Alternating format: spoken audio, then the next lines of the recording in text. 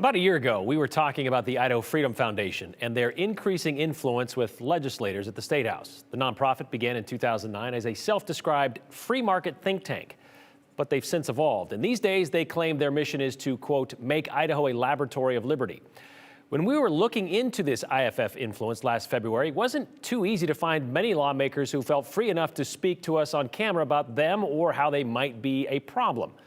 One of those legislators, though, now has nothing to lose. About a week ago, Senator Souza from Coeur d'Alene wrote an opinion piece titled Fraudulent Freedom, the IFF Files, Part 1.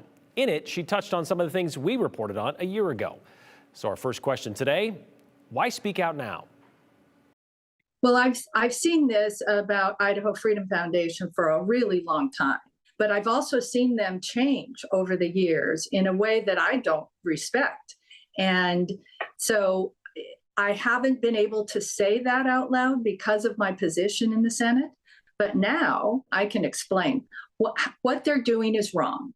Senator Souza explained some of what was wrong in her uncanceled and unfiltered op-ed earlier this month, writing how the IFF typically scores bills before hearing much about them. Grading bills before you've even heard the committee testimony or the floor debate is wrong. And it's really important that the process plays out, because every bit of that process of evaluating that bill is important.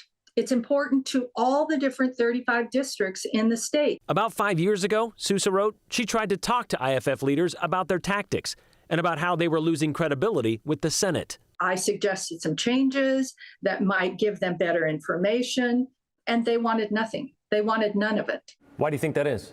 Because that wasn't their goal. I believe their goal is just to control the legislature. They want to control the legislative process, and they are not interested in accurate information and full information about a bill. They're interested in grading it in a way that they can get more control. There are a lot of outside third-party groups that give legislators their opinion on bills. But to give a bill a score, that's one thing. But to give a legislator a score, that's a different thing altogether.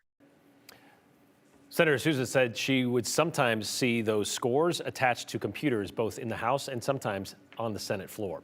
So what does the IFF have to say about this? Well, the same as they told us a year ago and what they always say, nothing.